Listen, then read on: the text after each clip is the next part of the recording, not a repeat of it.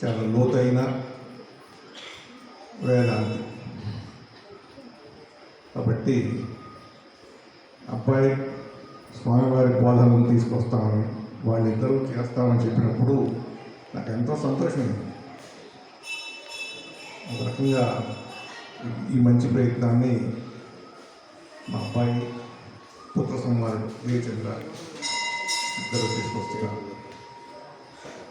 స్వామివారి ఉపదేశాలు కానీ బోధన కానీ వచనం అబ్బాయి రాస్తే దానికి గురుగీతలోని శ్లోకాలను అన్వయిస్తూ జయచంద్ర సహకారం అందించారు.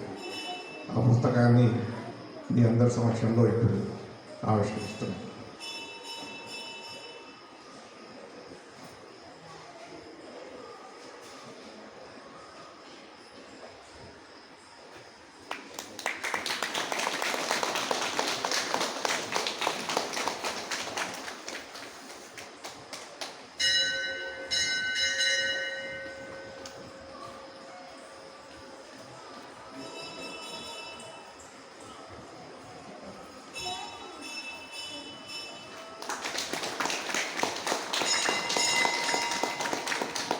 పుస్తకం గురించి ఈ చిరంజీవితో 2 మాటలు మాట్లాడితే వినడానికి మాకు సంతోషంగా ఉంటుందని అనుకుంటున్నాను.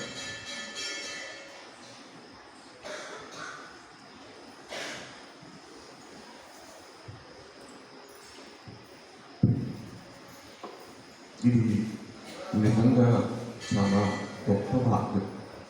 స్వామివారి దగ్గర ఉంటూ ఎందుకు పిలిచారు, ఏం చేయడానికి పిలిచారు అంతా వారికే తెలుసు. కానీ అప్పుడప్పుడు అనిపిస్తుంది, ఇంతటి అభ్యాసంలో స్వామివారు మాలాంటి వాళ్ళ మీద, అంటే దైవ సాధనలో నేను సత్యంగా చెప్తున్నాను, నాకు అంత తెలియదు, అంత సాధన కానీ ఉపాసన కానీ ఏమి చేసిన వాడిని కాదు నేను. కానీ స్వామివారు ఇక్కడికి వచ్చే భక్తుల పట్ల, మా మందిర సిబ్బంది పట్ల, అలానే మా కుటుంబం పట్ల వ్యక్తిగతంగా వారు చూపించిన అభ్యాస కరుణ గురించి నేను ఎప్పుడూ మనసులో ఉప్పొంగిపోతూ ఉంటాను. పరమదయాలు స్వామివారు. అసలు ఇటువంటి అనుభవం లేని, నిజంగా చెప్పాలంటే ఇది నాకు జయచంద్ర గారికి కూడా ప్రింట్కి వెళ్ళిన మొట్టమొదటి రచన అన్నమాట. మేము ఎన్నో సోషల్ మీడియాలో రాసాం. సోషల్ మీడియాలో రాయడం అంటే కొంచెం ధైర్యం ఉంటుంది వెనక, కొంచెం తప్పులు వచ్చినా కానీ సరిదిద్దుకోవచ్చు చేయడానికి. అలాంటిది స్వామివారి ఆచరణలు, ఆదర్శాలు మాకు అందినంత వరకు అందుకొని, ఎందుకంటే స్వామివారి స్థాయిలో పరమాత్మ స్వరూపం వారు, దానిని మేము అందుకొని మేము మాకు తోచినట్టుగా రాసి అసలు బీజం పడిందే ఈ దత్తాత్రేయ మందిరంలో. నేను ఆ శ్రీవత బోధలు అన్నది మొదట శీర్షిక నేను సోషల్ మీడియా ద్వారా పెడదాం అనుకున్న తర్వాత ఎవరో జయచంద్ర గారే కాల్ చేసి, లేదండి దీనికి ఋషివాక్యం కూడా అనుభవిస్తే చాలా బాగుంటుంది అంటారు. ఆ తర్వాత ఋషివాక్యం అన్వయించడం, ఆ తర్వాత కొలింటి దాకా వెళ్ళడం, ఈ రకంగా ధైర్యం వచ్చిందో చెప్పలేం. కానీ ఏదో ఒక మూఢనమ్మకంతో మేము వెళ్ళిపోయాం, ముందుకు వెళ్ళిపోయి ఇప్పుడు దాకా తీసుకొచ్చాం. ఈ పుస్తకం ఈ రోజు నుంచి మందిరం బయట లభ్యమవుతుంది. అలానే మా ఫోన్ నెంబర్లు పుస్తకంలో ఉంటాయి, ఆ ఫోన్ నెంబర్ కూడా లభ్యమవుతుంది. మేము ఎక్కడైనా కూడా పోస్టుల ద్వారా కూడా పంపించగలం. ఇప్పుడు యువతూరి జయచంద్ర గారు వారి అనుభవం గురించి మాట్లాడతారు. ధన్యవాదాలు.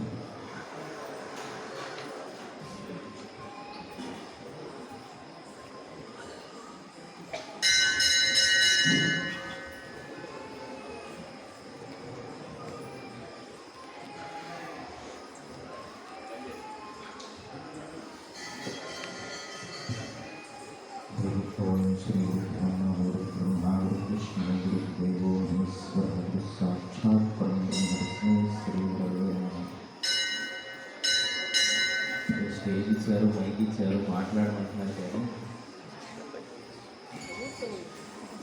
స్టేజ్ మైక్ ఇచ్చి మాట్లాడమంటున్నారు. ఇది అందరికీ తెలిసిన విషయమే. శ్రీ దత్త బోధలు అనేటువంటి పుస్తకం మన మొగలిచర్ల స్వామివారి యొక్క జీవితాన్ని మన కౌశిక్ గారు వారి బామ్మగారు అంటే నిర్మల ప్రభావతి గారు వారు స్వామివారి సాన్నిధ్యాన్ని పొంది అలాగే వారికి ప్రత్యక్షంగా సేవ చేసుకున్నటువంటి దంపతులైనటువంటి వారు వారి యొక్క జీవిత చరిత్రని ఆశాంతం అందించారు. అది ఇప్పుడు ఆల్రెడీ మనకి లభ్యమవుతున్నది. అలాగే నాగేంద్ర ప్రసాద్ గారు సుమారు ఒక దశాబ్ద కాలం నుంచి తమకున్న పరిధిలో సోషల్ మీడియా ద్వారా మొట్టమొదటిసారి స్వామివారి యొక్క జీవిత చరిత్రని ఎంతోమందికి చేరవేశారు. అలా చేరవేయగా తెలుసుకొని వచ్చిన వాడినే నేను కూడా. కాబట్టి ఫస్ట్ ఆఫ్ ఆల్ అంటే అత్యంత ముఖ్యంగా దానిలో వారికి నేను కృతజ్ఞతని. తద్వారానే నాకు స్వామివారి మందిరం గురించి తెలిసింది, వారి అనుభవాలు, భక్తుల అనుభవాలని అందించడం. అయితే ప్రసాద్ గారికి ముందు నుంచి ఉన్నటువంటి ఒకనొక ఆలోచన ఏమంటే ఇది తదనంతరం ఇంకా వ్యాప్తి చెందాలి, అలాగే స్వామివారి యొక్క అనుగ్రహానికి ఎంతోమంది పాత్రులు కాగలగాలి అనేది వారి యొక్క ముఖ్య ఉద్దేశం. ఇది ఎక్కువ మంది చదవడం ద్వారానో ఇంకో 200 గ్రూపుల్లోనో వెళ్ళడం ద్వారానో ఇంకో 500 మంది రావడం ద్వారానో కన్నా వారి జీవితాల్లోకి రావడం అనేది దీని యొక్క పరమగమ్యంగా స్వామివారి ఉద్దేశం అని మేమందరం భావించాం. అయితే ఇప్పుడు నన్ను కూర్చోబెట్టి బోధ అంటే ఏంటో చెప్పన్నారు, కానీ మిమ్మల్ని కూర్చోబెట్టి మొదలుపెట్టినా అందరూ బోధ చేయగలరు. ఇక్కడ బోధ చేయడం పెద్ద విషయమేమి కాదు, బోధలు అందరూ చేయగలరు. ఆ మాటకు వస్తే బోధపడిందా అంటారు. కాబట్టి ఇక్కడ బోధ సమస్య కాదు, ఆచరణ సమస్య. బోధ ఎవరికీ తెలియదు. ఇందులో కొన్ని బోధల యొక్క పేర్లు మీకు ఉదాహరణగా చదువుతాయి. అన్నదానం ఉంది. అన్నదానం యొక్క గొప్పదనం ఎవరికి తెలియదు? ఇక్కడ ఉన్న అందరికీ తెలుసు. మౌనాన్ని సాధనగా వినియోగించుకోవడం ఎవరికి తెలియదు? అందరికీ తెలుసు. అయితే ఇందులో ఉన్న చాలా బోధనలు మనకి ముందు నుండే తెలియబడి ఉన్న ఈ స్వామివారి యొక్క జీవితాన్ని విహంగ వీక్షణంగా పరిశీలిస్తూ వారు తమ జీవితంలో ఈ బోధన ఎలా అయితే ఆచరించారో ఆ ఆచరించిన దాన్ని మనకి ఆదర్శంగా ఎలా నిరూపణ చేసి కలియుగంలో కూడా మోక్ష సాధన అనేది సాధ్యమేనని అత్యంత సమీప కాలంలో భగవాన్ రమణ మహర్షులు గారి, సద్గురు శివానంద గురుదేవులు గారు, ఇట్లా ఎందరో మహాత్ములకు ఏదైతే సాధ్యమైనదని నిరూపించబడిన ఈ కలియుగంలోనే మనకి కనపడుతున్న వారి యొక్క తరాలలోనే ఈ మోక్షం అంటే ఎక్కడిదో కాదయ్యా, ఇప్పుడు కూడా సాధ్యమే, అది ఎక్కడిదో అనో ఎప్పటిదో అనో భావన విడిచిపెట్టి ఈ ఆచరణ ద్వారా ఈ ఆదర్శాన్ని పొంది మీరు కూడా దీన్ని మీరు అందుకుంటే అప్పుడు నేను సంతోషిస్తాను అనేది స్వామివారు మా ద్వారా లోకానికి అందజేయాలి అని అనుకున్నారని నేను భావిస్తాను. అంతే తప్ప మేమేదో బోధిస్తున్నాం అనేటువంటి ఉద్దేశం మాకు అసలు లేనే లేదు. బోధించేంత జ్ఞానము లేదు, బోధించింది అర్థం చేసుకునే జ్ఞానమే లేదు, ఇంకా బోధలు ఎక్కడ చేస్తామండి?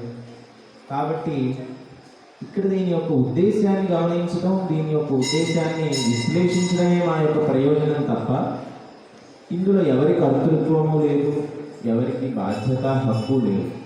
ఇందులో ఒక్కొక్క మహాత్ముడి జీవితము ఒక గంగా ప్రవాహం లాంటిది.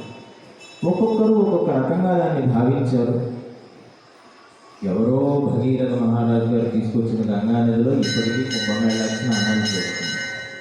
అప్పుడెప్పుడో కదండి తెచ్చింది, ఇప్పుడు ఎందుకండి పుణ్యం అని అంటే అప్పుడు తెచ్చింది ఇప్పటికీ పనిచేస్తుంది కదండి. అలాగే 3 తరాల క్రితం స్వామివారిని సేవించుకున్న వారు ఒకరు ఉంటే, 2వ తరంలో ఉన్న వాళ్ళు ఉంటే మా వంతు మేము ఓ ఘాటు కట్టుకుంటామని మేమిద్దరం ఏదో ప్రయత్నం చేసాం, అంతే తప్ప మేమేమి భగీరథుల్లాగా తపస్సు చేయలేదు, శంకరుల్ని అనుగ్రహింపజేసుకోలేదు, మేము ఏ ప్రయత్నంలోనూ సఫలీకృతం కాలేదు. కానీ యథాశక్తిగా వారు గంగానది మొత్తాన్ని తీసుకురాగలిగితే మేము ఓ చెంబు తెచ్చుకున్నాం. కరెక్ట్గా దానికి తగినట్టుగానే ఈరోజు కుంభమేళాలు చెంబుతో వచ్చింది. ఈరోజు ఆదివారం అభిషేకానికి స్వామివారికి కుంభమేళా జలాలతో అభిషేకానికి చేయగలడానికి మనకు అవకాశం వచ్చింది. ఇది నేను చెప్పదలుచుకుంది ఏంటంటే, ఆకాశం నుంచి కనుక భగీరథుడు తెస్తే మొగిలిచెర్లకి స్వామివారిని మీరు తాతయ్య గారు తీసుకొస్తే మేము ఊరికినే ఓ చెంబు తీసుకొచ్చాము అంతే.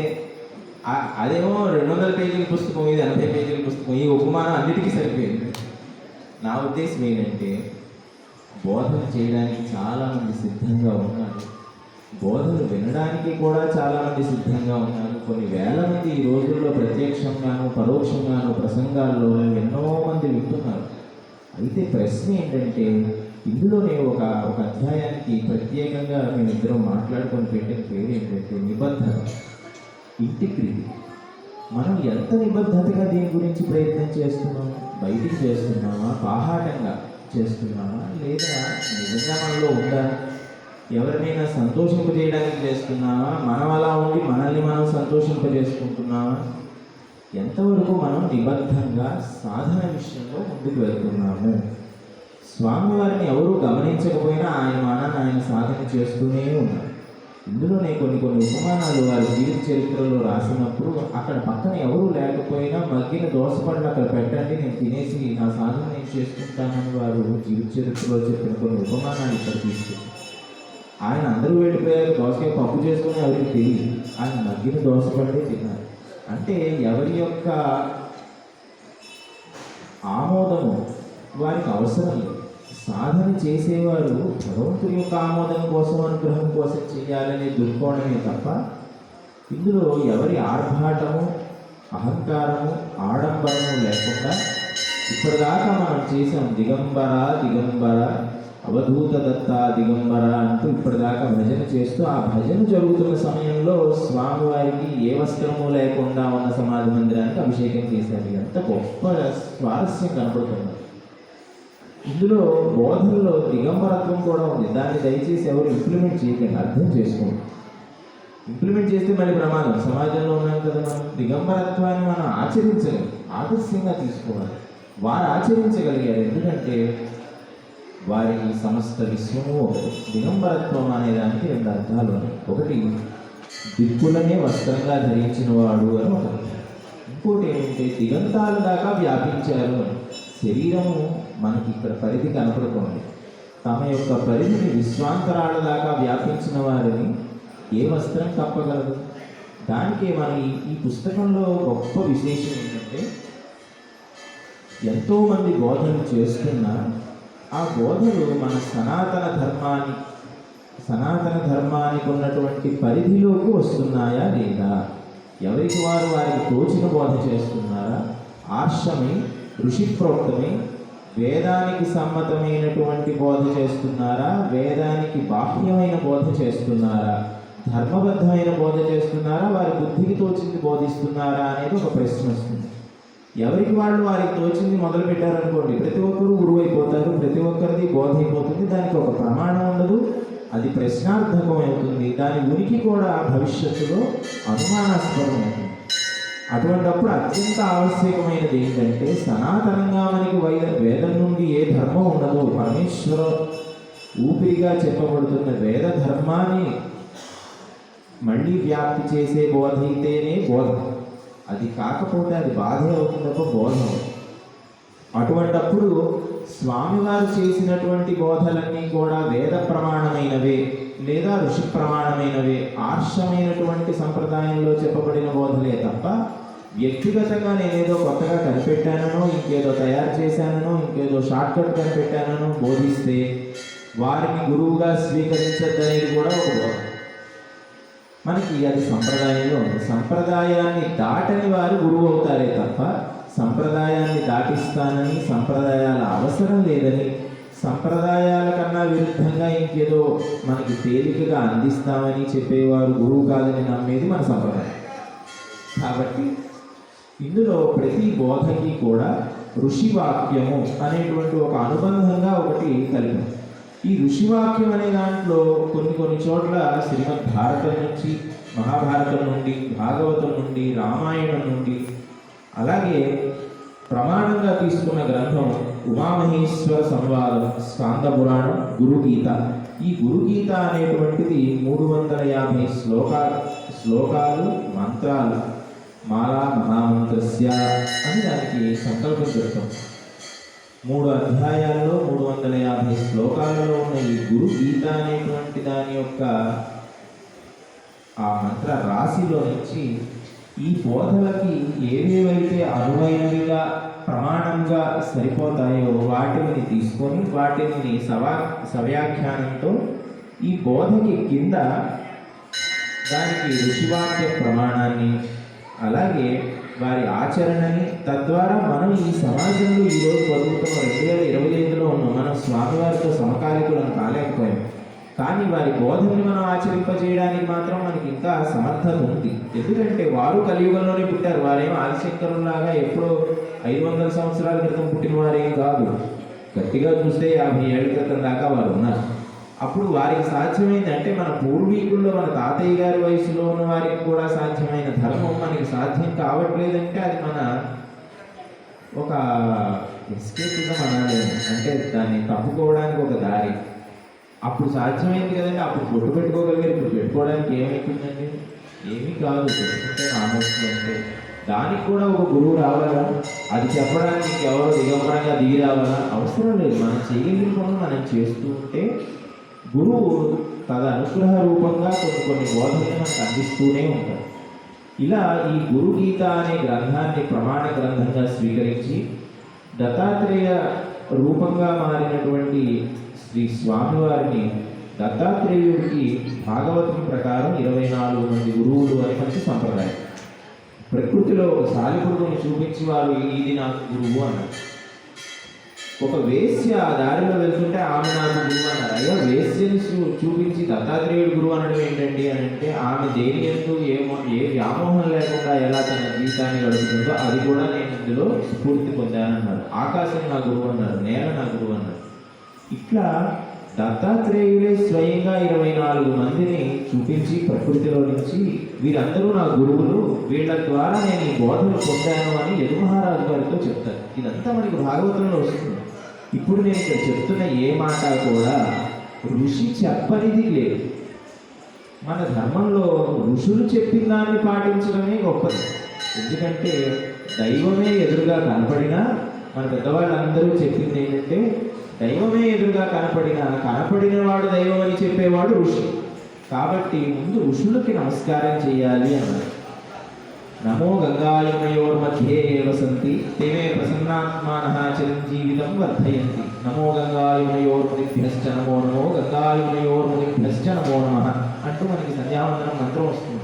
అంటే దాని అర్థం ఏంటి? గంగా యమున మధ్య ప్రాంతంలో ఉన్నటువంటి ఏ మహాత్ములైతే ఉన్నారో వారి యొక్క అనుగ్రహంతో మాకు ఈ జ్ఞానం అందాలని, నేను ఎక్కడ ఉన్నా ఈ గంగా యమున మధ్యలో ఉన్నటువంటి ఈ ఋషి ప్రోక్త ఈ సంప్రదాయాన్ని, ఆ సంప్రదాయాన్ని నిలబెడుతున్న మహర్షులకి నమస్కారం చేస్తున్నాము అని త్రికాల సంధ్యావందనంలో ప్రతి ఒక్కరూ నమస్కారం చేయాలని చేశారు. ఇప్పుడు జరుగుతున్న కుంభమేళాలన్నీ గంగా యమున సంగమంలోనే కదా జరుగుతున్నాయి.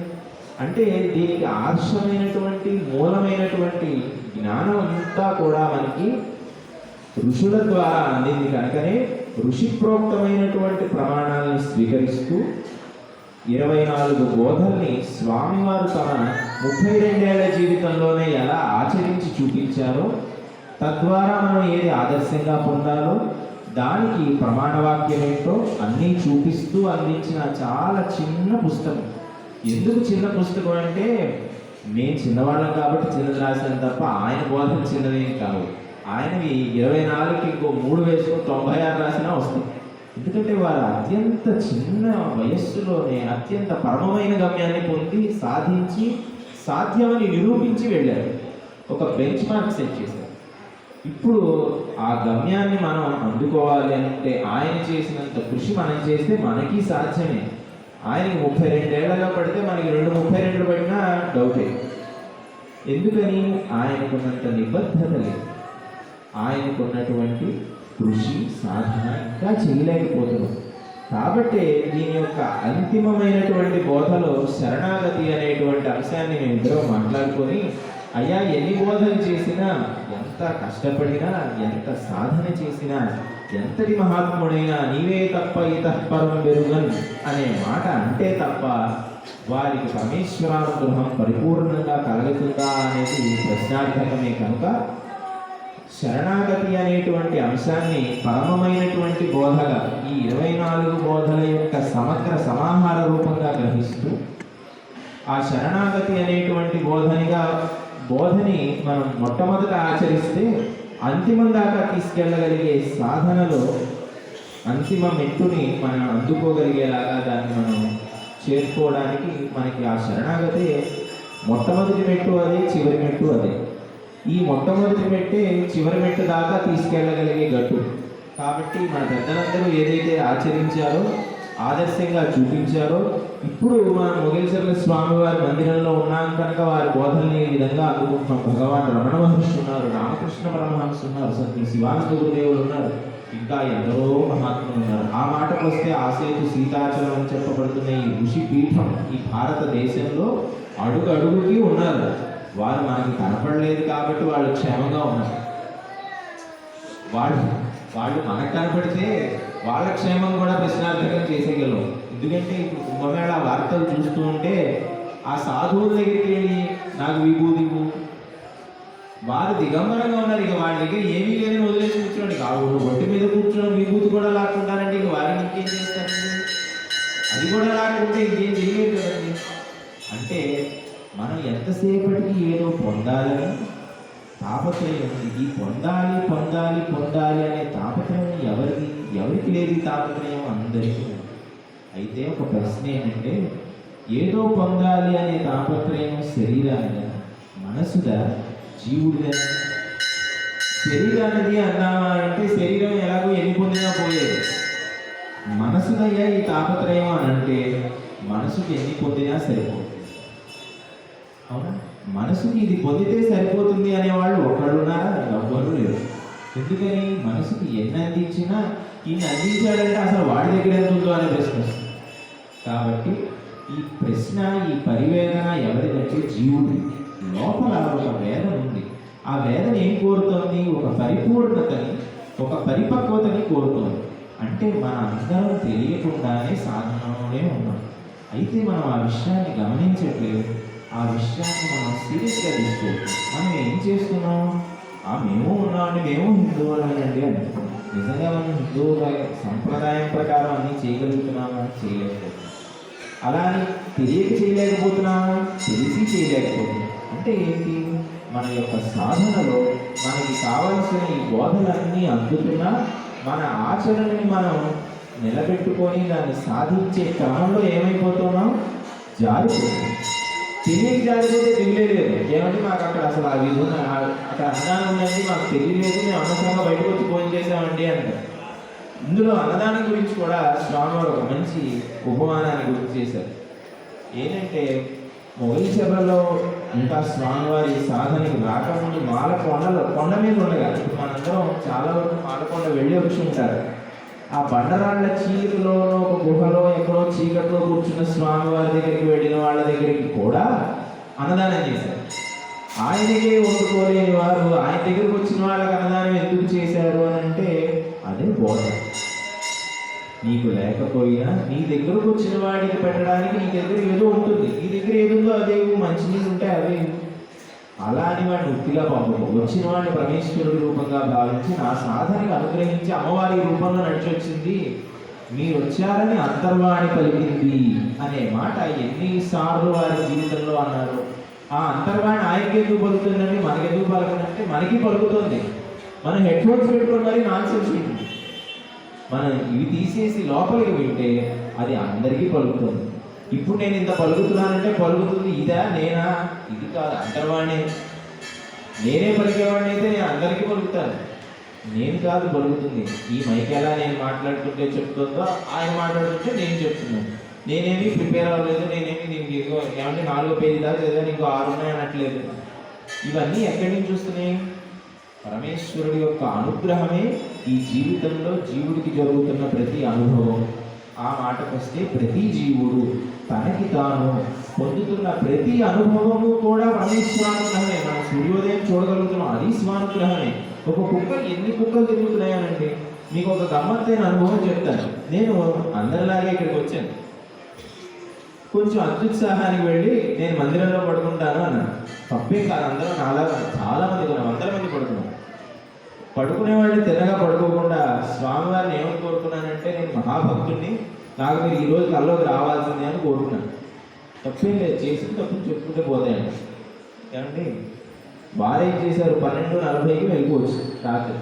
12:40 నుంచి నేను ఇంకా పడుకోలేదు. కళ సంగతి దేవుడికి నిద్ర లేకుండా పోయింది. ఆ 12:40 నుంచి స్వామివారి మందిరం పక్కనే కూర్చున్నాను. నువ్వు పుస్తకం ఏదో రాసావు కదా, నీకు ఏం అర్థమైంది అనే ప్రశ్న నాలో కలిగింది. ఏదో రాసాము అని మనం ఏదో పేర్లు వేయించడం వల్ల ఏదో వచ్చింది పేరు, మంచి విషయం. పుస్తకం సప్త సంతానాల్లో ఒకటి. చెరువులు తవ్వించడం, బావులు తవ్వించడం, చెట్లు నాటడం, రోడ్లు వేయడం. పుస్తకం సద్గ్రంథం, అసలు మాట్లాడితే కావ్యం సప్త సంతానాల్లో ఒకటి. మనం కావ్యం రాయలేకపోయినా కనీసం పుస్తకం ఏదో రాసాం కాబట్టి ఈ పుస్తకం రూపంలో స్వామివారు ఈరోజు మాకు సంతానంగా పుట్టారు అని నేను సంతోషంగా భావిస్తున్నాను. ఈరోజు మా 10వ పెళ్లి రోజు. ఈరోజు స్వామివారి సన్నిధిలో ఉంది. మా ఆవిడేమో అహ్మదాబాద్లో. నాకు ఆ దిగులేం లేదు, ఎందుకంటే స్వామివారు నాకు ఈ సన్నిధి ఇచ్చారు. అయితే నేను చెప్పదలుచుకుంది ఏంటంటే, ఈ 12:50 మెలుగు వచ్చిన దగ్గర నుంచి నిద్ర పట్టలేదు. నిద్ర పట్టకపోవడానికి కారణం ఏంటంటే ప్రశ్న. ఏంటి ప్రశ్న? ఎవరికి బోధ, ఏమని బోధ, ఏం తెలియాలని బోధ, ఏం తెలియదని బోధ. ఎవరికి తెలియదు? ఈ పుస్తకంలోనూ అందరికీ తెలుసు. అన్నదానం చేయాలి, ఎవరికి తెలియదు? ఇక్కడ అన్నదానం తీసుకుంటున్న వాళ్ళు అందరికీ తెలుసు. మౌనంగా ఉండాలి, సాధన చేసుకోవాలి, చక్కగా పూజ చేసుకోవాలి, ఉన్నంతలో నిజాయితీగా ఉండాలి, భగవంతుడే వేడుకోవాలి. ఇందులో ఇప్పుడు నేను చెప్పినవన్నీ ఎవరికి తెలియదు? దానికి ఆచరించడానికి స్వామివారి రావాలా? మన అమ్మా నాన్న ఆచరించట్లేదా? ఆ మాటకు వస్తే మనం ఆచరించట్లేదా? ఆచరిస్తున్నాం, కానీ అది 100% ఆచరిస్తున్నామా? లేదు. ఎందుకని? మనం 100% కోరుకోవట్లేదు కాబట్టి మన ఆచరణ కూడా 100% లేదు.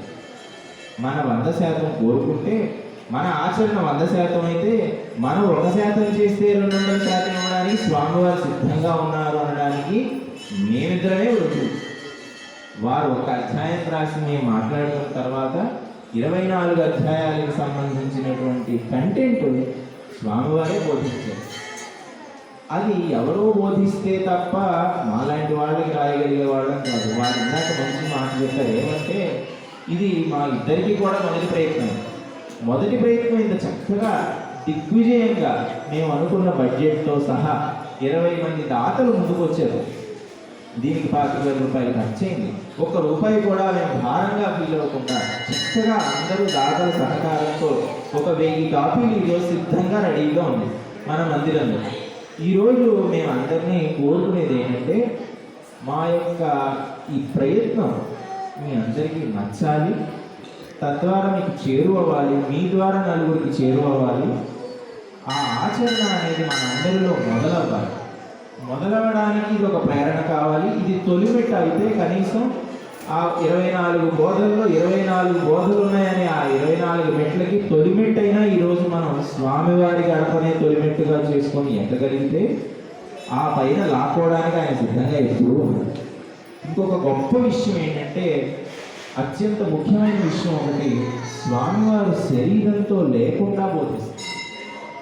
ఈ మాట వారి వంశస్థులు ఎవరైతే ఉన్నారో, పవన్ అనేటువంటి ఇంటి పేరుతో ఉన్న వంశస్థులందరికీ కూడా బాగా కనెక్ట్ అయ్యే విషయం ఏంటంటే, అయ్యా మీరు ఇంత అత్యంత చిన్న వయసులో శరీరాన్ని విడిచిపెడితే మా పరిస్థితి ఏది కాను? ఎదురుగా కూర్చొని చెప్తేనే అటు ఇటు చూసే అయోమయంగా మేము, మీరు ఇంకెక్కడో లోపల కూర్చొని చెప్తే మాకేం అర్థమవుతుంది? అర్థమైనా ఎంత అందుతుంది? అందినా ఎంత నిలబెట్టుకుంటాం? అయ్యా మీరు ఉండాలి అని వీరి తాతయ్య గారు వారి కాళ్ళు పట్టుకొని గడ్డం పట్టుకొని బతిలాడినా వారు ఒకటే అన్నారు, బోధ బయట నుంచి కాదు లోపల నుంచి రాదు. బయట నుంచి వచ్చింది బయట నుంచే పోతుంది. ఈ బయట నుంచి బోధ లేకపోతే కదా దిగులు. బయట నుంచి కావాల్సినంత బోధ ఉంది, బోధ లోపల నుంచి లేదు. బోధ ఎప్పుడైతే ఒక్కసారి లోపల నుంచి వచ్చిందో ఇక బయట బోధలతో అవసరమే లేదు. ఈ బయట బోధలు మీ లోపల మీ బోధని వినడానికి ప్రేరణ కావాలి, అంతే తప్ప వీటి ద్వారా మీరు మారిపోతారనే భ్రాంతి నాకైతే లేదు. కానీ ఇవన్నీ కూడా ఒక ప్రేరణగా కలిగించి మీలో వినపడుతున్న అంతర్వాణి ఏదైతే ఉందో అది ఎప్పుడూ బోధిస్తూనే ఉంది. అందరికీ బోధిస్తుంది, జీవులందరికీ, మనుషులకే కాదు. ఒక కుక్క అలా వెళ్ళిపోతుంది. నేను రాత్రి అలా ప్రదక్షిణం చేస్తూ ఉన్నాను. 12:50 లేచిన దగ్గర నుంచి దేవాలయాన్ని ప్రదక్షిణం చేస్తున్నాను. ఖాళీ కూర్చోవడం లేదు. ఆ ప్రదక్షిణం చేస్తున్నంతసేపు నాతో పాటు కుక్క తిరుగుతూనే ఉంది. ఎక్కడ లేడు దత్తాత్రేయుడు? ఇప్పుడు దత్తాత్రేయుడు ఇక్కడే ఉన్నాడు. ఆయన ఎక్కడి నుంచో రావాలంటే కదా దిగుడు, ఉన్నవాడు ఇక్కడే ఉండనే ఉన్నాడు. ఆ కుక్క అలా తిరుగుతూనే ఉంది. దానికి తిరగాలనే బోధ ఎవరు చేశారు? అనేది మనం గమనిస్తే బోధ కొత్తగా ఎక్కడి నుంచో రావక్కర్లేదు. కొత్తగా వచ్చింది కొత్తగానే పోతుంది. అంతర్వాణిగా లోపల నుంచి పలికిన బోధ నిలబడుతుంది, నిలబెడుతుంది కూడా. కాబట్టి మా ప్రయత్నం మీలో ఉన్న అంతర్వాణి మీకు వినపడేటట్టుగా చేయగలిగితే ఆయనకి మేము సర్వదా కృతజ్ఞులం అవుతాం తప్ప మేమేమి సంతోషపడిపోం. ఎందుకంటే మేము ఇంకా సాధించాలి. మాలాంటి వాళ్ళ ద్వారా ఎన్నో గొప్ప కార్యక్రమాలు జరగడానికి ఇది వేదిక అవ్వాలి. తద్వారా ధర్మ కార్యాచరణ చేసిన అదృష్టం మనకు కలగాలి. ధర్మం ఆచరించడం ఒక యోగం, ధర్మం ఆచరించేది అదృష్టం ఒక యోగం. కావాలి అంటే చేయలేదు పని ఎవరు. నేను కౌశిక్ గారితో కూడా అదే అన్నాను. ఏమంటే అవధానాలు చేసిన వాళ్ళు చాలామంది ఉన్నారు. దేనికి పనికిరాని వాడిని నా చేత అయించాడు పరమేశ్వరుడికి. మూకం కరోతి వాచాలు పంగుం లంఘయతే గిరి యత్కృపాతమహం వందే పరమానంద మాధవం. మూగవాడితో కూర్చోబెట్టి భాషణం చేయించగలడు. కాళ్ళే లేవండి కేదార్నాథ్ వెళ్ళొస్తాడు వాడు. గోళీ కట్టించుకున్నాడు, పోతే పోయింది 1000 రూపాయలు అని వెళ్ళొస్తాడు. మనం ఇక్కడే ఉంటాం. కాళ్ళు చేతులు శుభ్రంగా తిరుగుతుంటే ఊళ్ళో తిరుగుతుంటాయి. ఈ కాళ్ళు చేతులు లేని పని వచ్చి ఊళ్ళో తిరగలేని పని వచ్చి కాళ్ళు లేనివాడు కొండలు ఎక్కేసి కేదార్నాథ్ వెళ్ళి, చార్ధామ్ వెళ్ళి, అమర్నాథ్ వెళ్ళి, ఇంకేమో తిరిగి వస్తాడు. ఇక్కడే ఉంటాం. అదే పరమేశ్వరుడి యొక్క అనుగ్రహానికి నిర్వచనము, నిదర్శనము.